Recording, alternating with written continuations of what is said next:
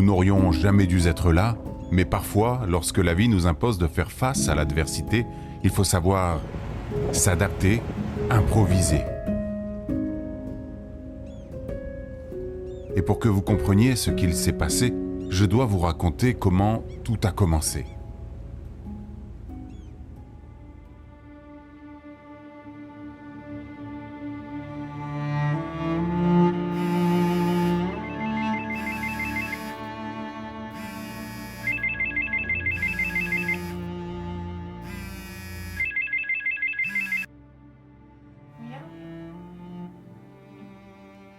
Nous redoutons tous de recevoir ce genre de coup de fil, et rien ne peut nous y préparer.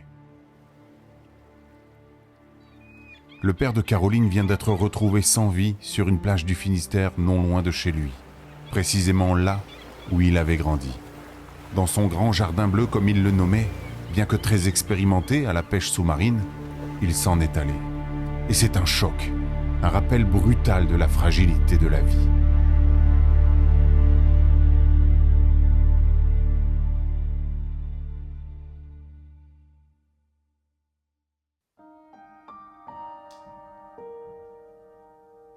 Après l'enterrement, Caro est partie passer un peu de temps auprès de sa mère. De mon côté, je me demandais comment la soutenir dans cette épreuve, au-delà du fait de simplement être présent. En août 2019, 3 jours après avoir célébré mes 45 ans, j'apprenais la mort de mon père. Le lendemain, nous partions pour un road trip aux États-Unis et plutôt que d'annuler, j'avais choisi de lui rendre hommage à Monument de Vallée, un lieu qu'il rêvait de visiter pour marcher sur les traces de ses héros de cinéma. Le père de Caro, lui, aurait adoré plonger aux îles Lofoten. Et de notre côté, nous avions le projet de faire un road trip sous le soleil de minuit pour célébrer nos années de vie commune. Nous voulions le faire avec notre nouveau bolide, un Trike Harley-Davidson, et en camping sauvage. Pourtant, j'y avais renoncé, trop habitué à notre fourgon aménagé, je m'étais persuadé que ce serait trop inconfortable.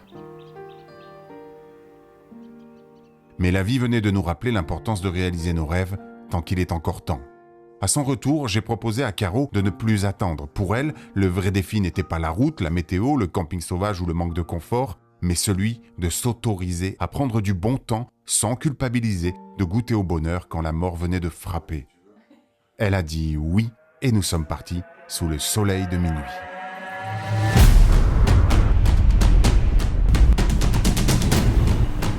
Péripétie en péripétie. Je vous avoue que j'en ai plein le cul. Il n'y a pas d'autre mot, j'en ai marre.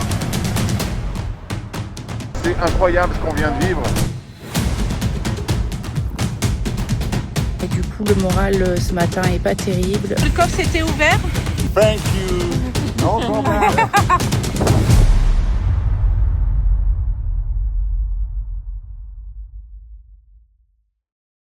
Après presque 4 ans à vivre et travailler sur les routes en fourgon aménagé, nos habitudes de vanlifer ne serviront à rien ici. Fini le lit confortable, l'électricité, le chauffage, les toilettes et le toit sur la tête. Nous ferons 2 jours et demi de transit pour rejoindre la Norvège par la France, la Belgique, l'Allemagne et le Danemark. Nous voulons être au Cap Nord pour le solstice d'été, le 21 juin, puis descendre vers les Lofoten pour célébrer le 24 juin nos 16 années de vie commune et 2 ans de mariage sous le soleil de minuit et bien sûr rendre hommage au père de Caro. Nous choisissons et testons notre matériel de camping. On se fait des nœuds au cerveau pour le faire entrer dans le trike, avec les vêtements, le matériel de tournage, nos ordinateurs, etc. Voyager avec un maximum d'autonomie et en duo sur un tel véhicule est un défi en soi. Avec l'aide de Nico et de l'équipe de Harley-Davidson Limoges, nous choisissons les vêtements pour avoir chaud et être au sec, la bagagerie et bien sûr nous faisons réviser la machine pour éviter les mauvaises surprises.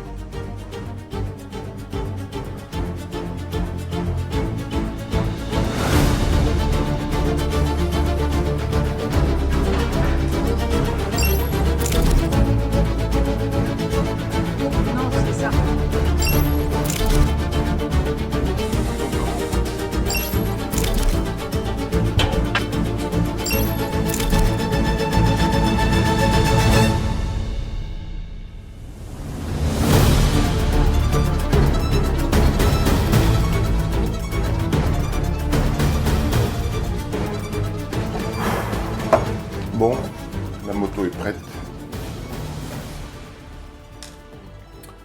Et toi ? Je crois que j'ai rien oublié. Le gars... Nous savons que ce road trip ne sera pas toujours facile. Mais ce qui compte, ce n'est pas tant que ce soit facile, mais de toujours nous prouver que nous pouvons réaliser ce qui nous fait vibrer, même si nous tremblons à cette idée. Serons-nous capables de supporter l'inconfort de ce voyage? Et surtout, Caro parviendra-t-elle à profiter de la route? Elle ne le sait pas encore, mais au bout du chemin, son père lui adressera un dernier message qui va l'aider à apaiser son deuil.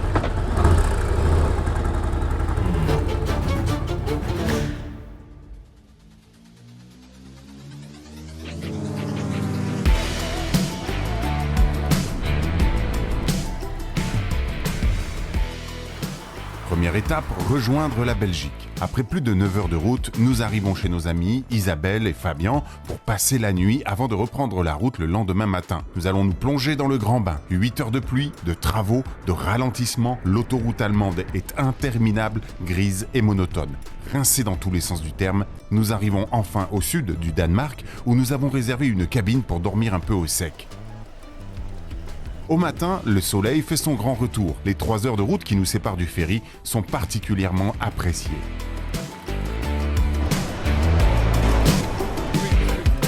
Follow the yellow line on the left. Line to lane number 40. 40.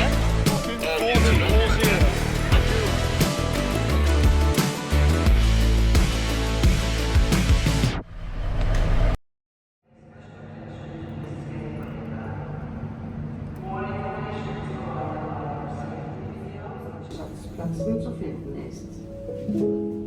Für weitere ausführliche Informationen. Ça y est, nous y sommes. Dans quelques heures, nous poserons nos roues sur le sol norvégien, cap au nord, et nous l'espérons, sous les rayons du soleil de minuit. Depuis notre départ, Caro reste discrète sur ses émotions. Mais ce soir, nous rendons visite à des amis et j'espère que ça lui fera le plus grand bien.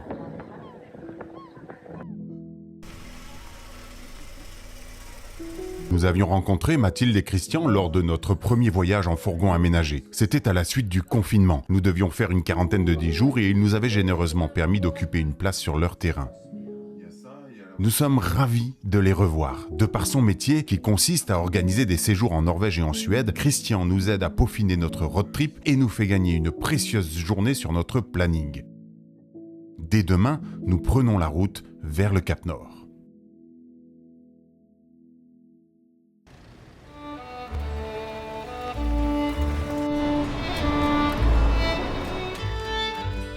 C'est notre premier jour de route en Norvège et nous sommes heureux d'être là. Je sais que Caro est parfois rattrapée par la réalité, c'est bien normal et peut-être même nécessaire. Le but n'est pas d'oublier, mais de faciliter ce moment de vie. Avec son père, nous n'avons pas su créer de relation, alors si l'annonce m'avait beaucoup ému, mes préoccupations aujourd'hui sont ailleurs. L'itinéraire, l'appréhension de la météo qui risque de se dégrader, la recherche d'un spot pour la nuit, le confort qui va nous manquer. Mais de toute évidence, j'appréhende par anticipation. Et ça risque de me jouer des tours. À cet instant, pourtant, tout est parfait. Les lignes jaunes qui défilent, les courbes de la route qui nous donnent l'impression de flotter sur le bitume, le soleil qui brille et ce soir, notre premier spot sauvage qui nous attend.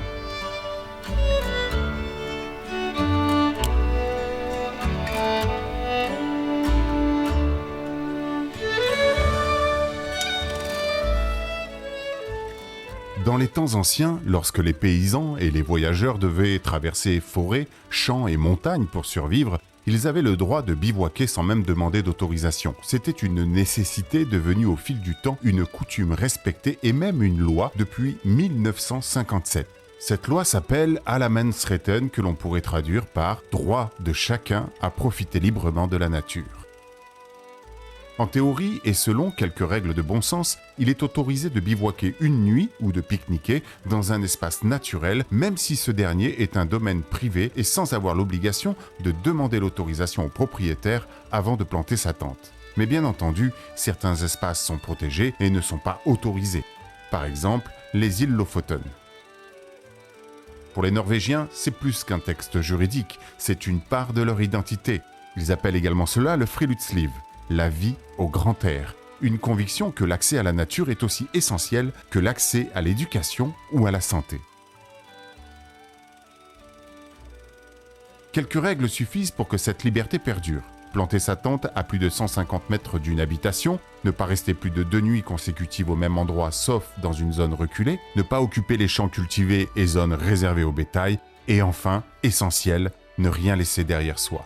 Pour nous, c'est une chance immense de pouvoir dormir au bord de l'eau, d'allumer un feu, là aussi selon certaines conditions, s'endormir sous la toile de tente et sentir que nous sommes les bienvenus pour profiter de ce que la Norvège a de plus beau à offrir, sa nature sauvage.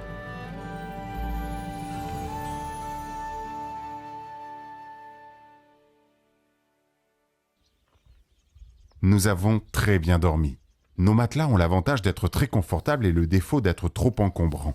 Mais quand on souffre de douleurs chroniques de dos et qu'on veut quand même voyager comme on aime, il faut accepter certaines contraintes et choisir ses difficultés. Aujourd'hui encore, il fera beau. Nous allons rouler bien plus que nous ne l'avions prévu et même commencer à en faire les frais. Lay it down, down, down, lay it down, down, down. Bring your heavy load. Lay it down, down, down, lay it down, down, down, lay it down, down. Rassurés par la facilité avec laquelle nous avons trouvé notre premier spot pour la nuit, nous n'imaginons pas encore que les choses vont se compliquer un peu. En attendant, nous empruntons la célèbre route des neiges dont je parlerai un peu plus tard. Keep you flying. May the love in his heart make you strong. May he dry every tear when you're crying, and bring the warm flame when the night gets too long. Lay it down, down, down. Lay it down, down, down. Life is full of trouble. Lay it down, down, down. Lay it down, down, down. Lay it down, down, down. You feel lost and lonely. Lay it down, down, down. Whoa, whoa, whoa. Et alors que nous avions prévu de passer la nuit à Ota, nous déciderons finalement de continuer. La météo va se dégrader et nous regretterions de ne pas avoir fait une nuit blanche, au sens propre comme au figuré, sous le soleil qui ne se couche jamais. Cause there's somebody who overcomes all these things, and that somebody is calling us. Il est quelle heure là? 3 heures, 3h du matin, ouais. à peu près. Ouais. Bon, il fait jour, oui. Oui, on a l'impression que le soleil est en train de se... C'est pas une impression, il est en train de continuer de se lever là. Et nous, on va aller chercher notre spot.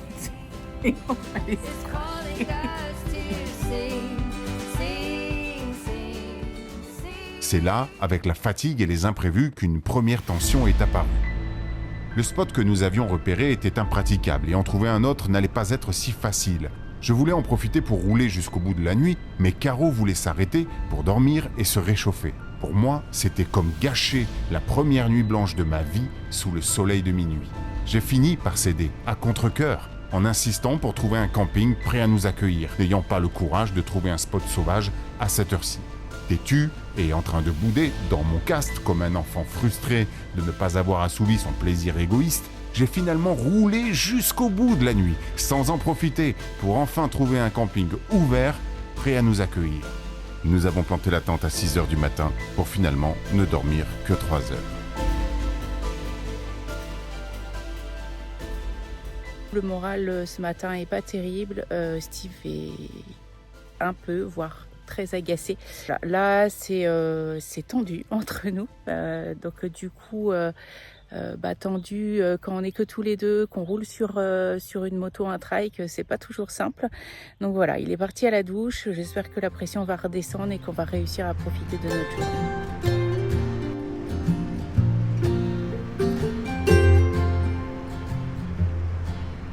Voyager à deux sur les routes comme dans la vie en général, c'est accepter et composer avec les besoins de l'autre. On le sait, et pourtant sur le moment, on peut avoir tendance à l'oublier. Au bout de quelques kilomètres, je prends enfin la responsabilité de mes émotions, ce qui suffit à désamorcer la situation. Déjà 6 jours que nous sommes sur la route, la fatigue commence à se faire sentir. Alors ce soir, nous prévoyons de nous arrêter assez tôt pour récupérer de notre nuit blanche. Enfin, ça, c'est sans compter évidemment les quelques contrariétés qui vont continuer de me challenger.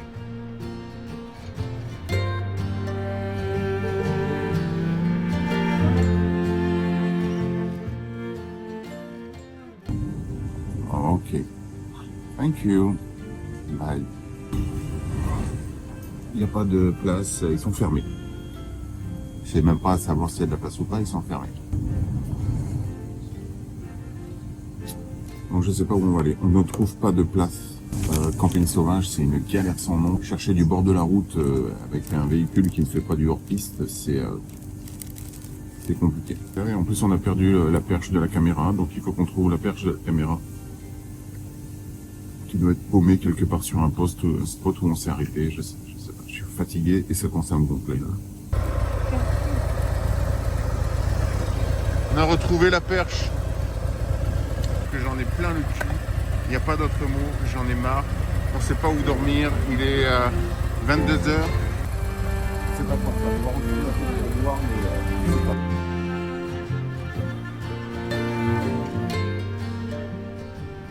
La fatigue, la météo changeante, la perte du matériel, les contrariétés techniques liées au tournage des images et l'appréhension de devoir encore rouler des heures avant de m'arrêter me font perdre patience. À nouveau, je veux tout contrôler, mais cette fois, les mots du philosophe Marc Aurèle me reviennent en tête. Tu as du pouvoir sur ton esprit, pas sur les événements extérieurs. Comprends cela et tu trouveras la force. Et il suffit que je me mette dans cet état d'esprit pour qu'en passant sur ce pont quelques kilomètres plus loin, j'aperçoive un spot en contrebas qui fera parfaitement l'affaire. Ce soir, pas de feu de camp, on se couche tôt pour notre plus grand bonheur et demain, nous rejoindrons le cercle arctique par des routes plus belles les unes que les autres. Lay it down, down, down. Lay it down, down, down. Bring your heavy load. Lay it down, down, down. Lay it down, down, down. Lay it down, down, down. If you're broken hearted, lay it down, down, down. May His breath in your wings keep you flying. May the love in His heart make you strong. May He dry every tear when you're crying, and bring the warm flame when the night gets too long. Lay it down, down, down. Lay it down, down, down. Life is full of trouble. Lay it down, down, down. Lay it down, down, down. Lay it down, down, down. You feel lost and lonely, lay it down, down, down. Derrière moi, je sens toujours que Caro est parfois un petit peu absente. Pourtant, à l'intercom, elle me dit que finalement, le plus difficile pour elle aurait été certainement de rester immobile. Avancer, savoir qu'elle va rendre hommage à son père là où il aurait aimé être, lui fait le plus grand bien. Is there somebody who overcomes all these things?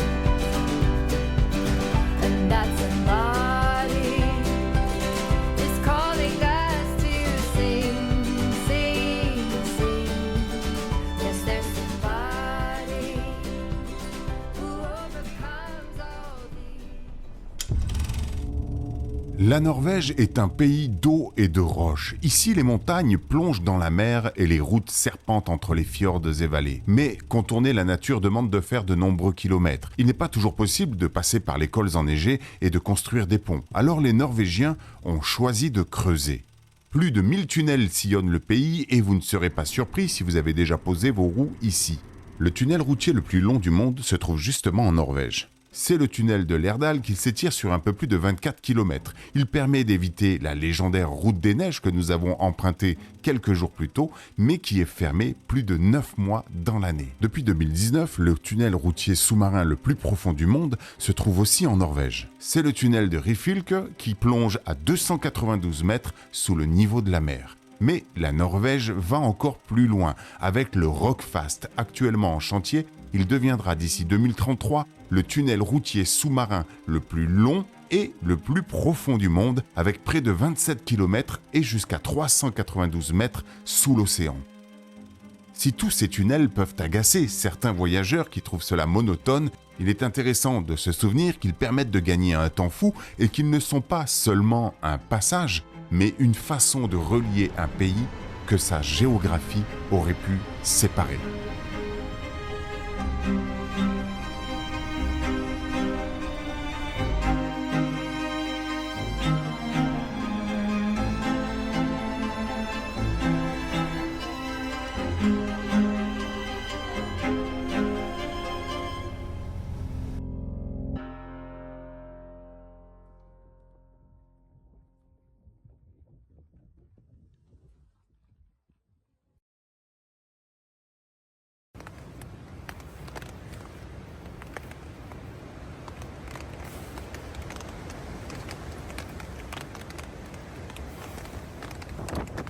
Bon, c'est une nuit un peu chaotique. Le vent s'est mis à souffler vers 3h du mat. On est dedans.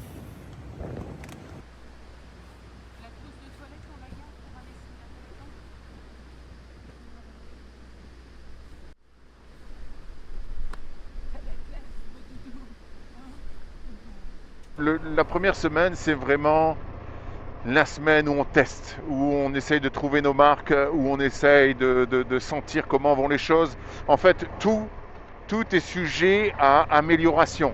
C'est-à-dire trouver un spot pour dormir, s'organiser pour manger, organiser les bagages à l'arrière pour les attacher, gagner du temps, gagner de la place. Le moindre truc, au cours d'un road trip comme celui-ci, notamment sur la première semaine, malgré les essais qu'on a fait auparavant, eh bien c'est de l'ajustement. Voilà, de l'ajustement et de l'imprévu et de faire peut-être différemment de ce qu'on avait prévu parce que la météo, parce que ça prend plus de temps, parce que tout un tas de raisons.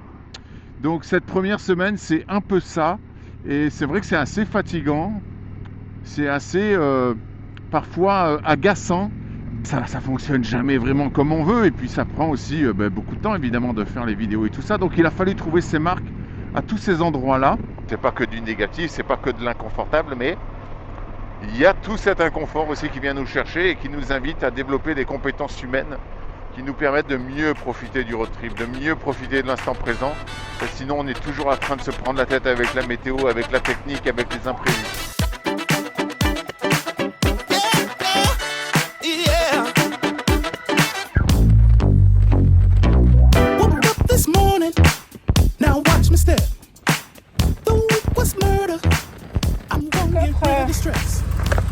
Je viens de m'apercevoir que le coffre s'était ouvert, donc heureusement que je l'ai vu, on n'a rien perdu. Tout était bloqué par les courses. Mais si, je l'avais fermé à clé. Ça, c'est le petit truc qu'on voulait faire réparer en concession. Malheureusement, ils n'ont pas pu. Ils n'avaient pas la pièce. Que là, tu as dû fermer, croire que tu fermais, sauf que la serrure est qu'enfoncée et tu n'as pas fermé. Il faudra absolument qu'on fasse réparer ça. Ouais.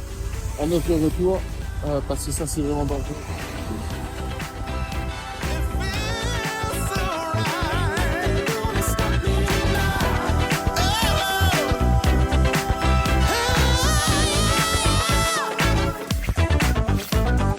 J'ai demandé à des promeneurs si on pouvait rester ici pour camper. Il n'y a pas de problème, on peut rester là. Le seul souci, c'est que d'après ce qu'elle me dit, on peut pas trop rester avec le trail. C'est pas idéal, elle fait un peu la grimace, quoi. Donc là, je prends des pommes de pin pour allumer le feu de ce soir. Mais on va aller voir si on trouve ailleurs, parce qu'on a besoin que le trike soit à côté de nous.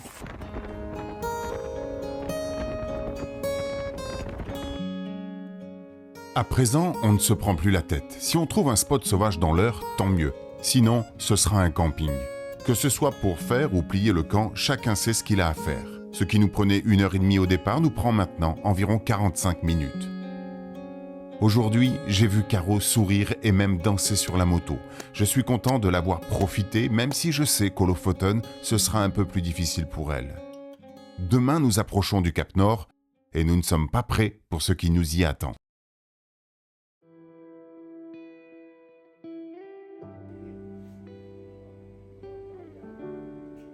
Nous passons pas mal de temps dans les stations-service qui, pour nous, sont comme des oasis. On peut y manger, recharger nos batteries, nous réchauffer, nous sécher et en prime, faire de belles rencontres.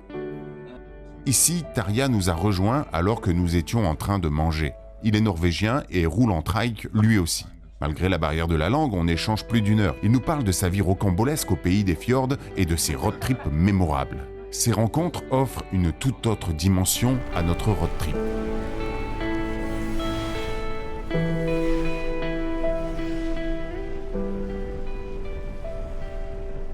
On découvre avec le trike que c'est beaucoup plus facile de rentrer en contact avec les gens.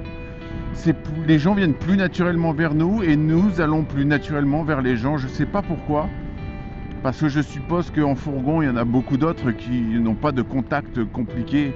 Voilà. Mais dans notre cas, avec le fourgon, c'était peut-être plus difficile d'aller vers les gens parce que on est dans le fourgon, on est bien, on est au chaud, etc.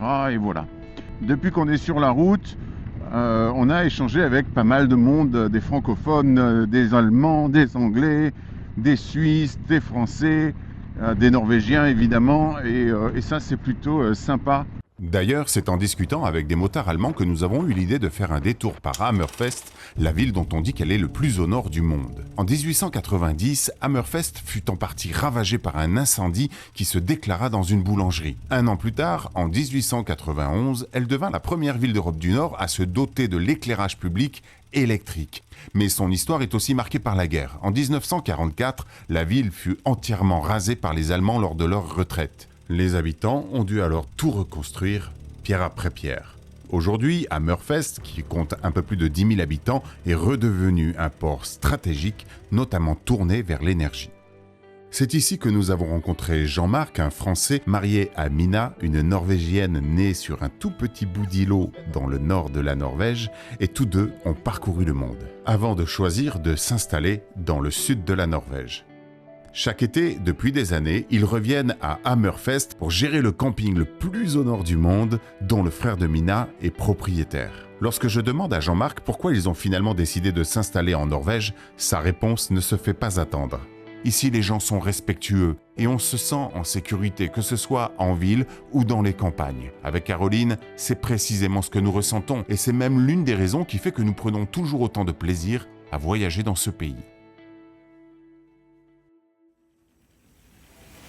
Nous sommes le 20 juin, il fait pas très chaud, malheureusement c'est couvert, donc au départ on voulait être au Cap Nord à 4 h du matin pour le solstice d'été, c'est-à-dire le moment où le soleil est censé être le plus haut au zénith, mais il va faire nuageux et même très nuageux, on va quasiment pas voir le soleil à mon avis, donc avec Caro on s'est dit tu sais quoi, on va y aller pour minuit, déjà ce sera bien. Et de toute façon, a priori, à moins d'avoir beaucoup de chance, on ne verra pas le soleil. Nous sommes arrêtés à une station-service à 100 km du Cap Nord lorsqu'un homme s'avance vers nous avec son propre trike et engage la conversation. Il s'appelle Jarl, il est né ici et s'est même inscrit Cap Nord sur son passeport. Puis il nous dit ceci: « Si vous n'êtes pas pressé, je vous prête ma maison d'été. Elle est à 15 minutes d'ici, restez autant que vous voulez. » Hésitant et sans trop comprendre, on décide de le suivre quand même. Arrivé chez lui, il nous fait faire le tour du propriétaire et de la façon la plus naturelle qu'il soit, comme si on se connaissait depuis toujours, il nous invite à nous servir dans son frigo, à utiliser son sauna, à faire une lessive et à prendre la chambre disponible pour passer la nuit au chaud. Puis, il repart 2 heures de route pour rejoindre sa femme à Alta. Nous sommes sans voix, soufflés, déstabilisés par sa générosité et la confiance qu'il nous porte sans même nous connaître vraiment. Dans le plus grand respect qui soit, nous profitons du confort de sa maison. Demain, nous irons jusqu'au Cap Nord avec le sentiment d'avoir déjà vécu ce pourquoi nous sommes venus jusqu'ici et sans imaginer un seul instant que ce n'était que le début.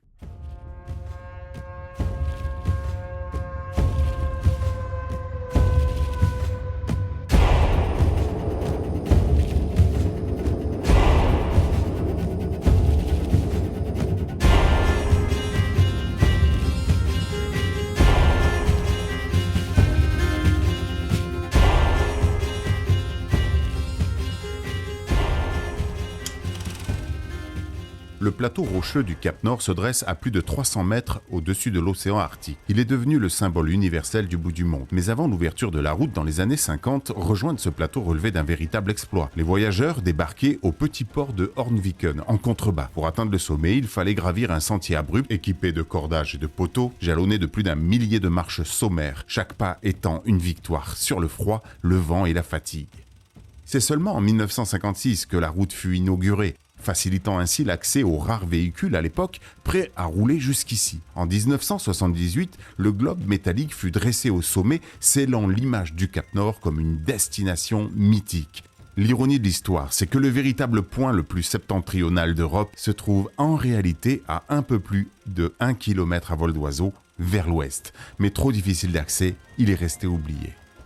Aujourd'hui, rejoindre le Cap Nord n'est plus vraiment un exploit, sauf peut-être pour celles et ceux qui le font à pied ou à vélo. C'est surtout l'occasion de faire une route mythique et d'accéder à un lieu symbolique. Chaque année, et de plus en plus depuis la pandémie du Covid, des centaines de milliers de visiteurs débarquent. Les ferries vomissent plusieurs fois par jour, des dizaines de bus remplis de touristes. Les camping-cars, les vannes, les motos se suivent et se rassemblent sur le parking réaménagé depuis peu pour faire la photo rituelle devant le globe.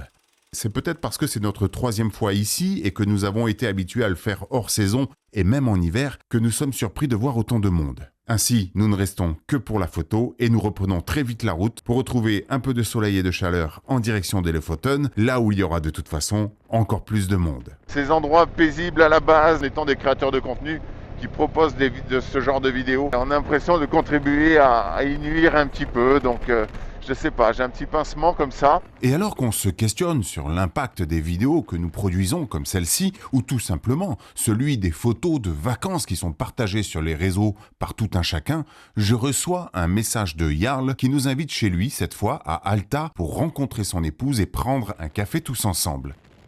Si nous hésitons à dire oui pour ne pas abuser de son hospitalité, nous finissons par accepter. Nous sommes accueillis comme des rois autour d'un café, d'une collation, de gâteaux. Nous passons plus d'1 heure à parler respectivement de nos vies et de nos projets. Et au moment de partir, Jarl nous demande de le suivre dans sa cuisine en nous disant « J'ai quelque chose pour vous, pour célébrer notre rencontre et vos 2 ans de mariage. » On vient de passer un moment absolument incroyable avec notre hôte Jarl. Non content de nous avoir prêté sa maison d'été. Avant de partir, Jarl a tenu à nous offrir un crab, comment ils appellent ça, un king crab je crois. Donc c'est une araignée énorme, de quoi faire 1 ou 2 bons repas. Il nous a offert aussi le riz, l'assaisonnement, les épices. Il nous a expliqué toute la préparation. Il nous a offert la bouteille de vin. Tout est dans le coffre. Vraiment, on n'en revient pas. C'est une générosité absolument incroyable. On nous avait dit, les Norvégiens, c'est pas facile de rentrer dans leur bulle, c'est pas facile d'être invité chez eux, c'est pas facile de se faire des amis. Je veux bien le croire, mais force est de constater qu'a priori, il y a en tout cas des exceptions. Ce soir, on va se poser sur un spot qu'on a déjà expérimenté. Ça va être l'occasion de faire cuire notre crabe au feu de bois. Bref, on va se régaler. Et vraiment, on est juste heureux. I know a place where we can go and be alone. So come away with me, nobody has to know. Where we gonna go?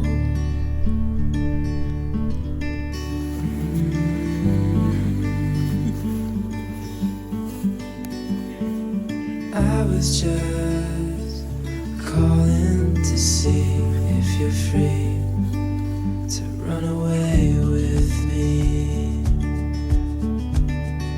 to run away with me. Don't tell your friends. Nous savions que voyager en trike et choisir le camping sauvage serait bien moins confortable que de dormir chaque soir à l'hôtel. Mais nous savions aussi que cela donnerait une toute autre dimension à ce road trip. Nous nous sommes sentis plus libres, plus vivants, plus ouverts aux rencontres et bien plus présents à chaque instant sur la route.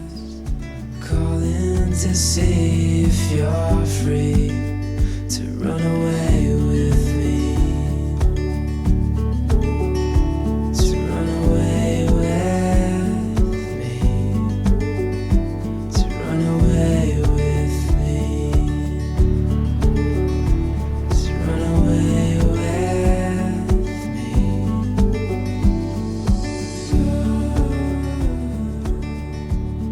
Si la première semaine était plus difficile pour moi, c'est qu'en réalité, je voulais que tout soit comme je l'avais décidé. Pour paraphraser un célèbre philosophe, je dirais que j'ai bien plus souffert du désir de vouloir tout contrôler que de la réalité.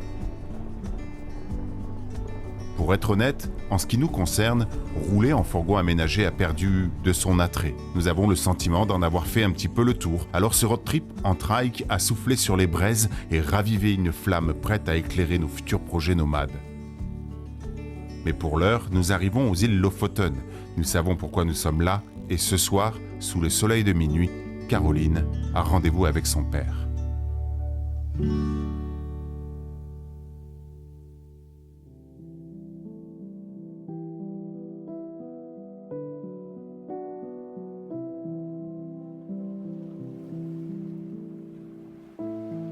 Papa, je suis là où tu rêvais de venir pêcher, ton jardin bleu. Notre terrain de jeu est devant moi, immense et sauvage. Chaque vague me parle de toi. Je pense à toutes ces fois où je courais à côté de toi pour me jeter à l'eau, à ces plongées silencieuses où tu me racontais la mer en me révélant ses secrets. Et regarde ce garçon sur la plage. Il ne le sait pas, mais il réalise ton rêve, ici, sous le soleil de minuit, à l'endroit même où tu aurais voulu être. Je veux te dire merci. Merci de m'avoir offert la vie et d'avoir été le père que tu as été. Et même si ton absence me pèse, je sais qu'ici, sur cette plage, ton rêve et le mien ne font plus qu'un.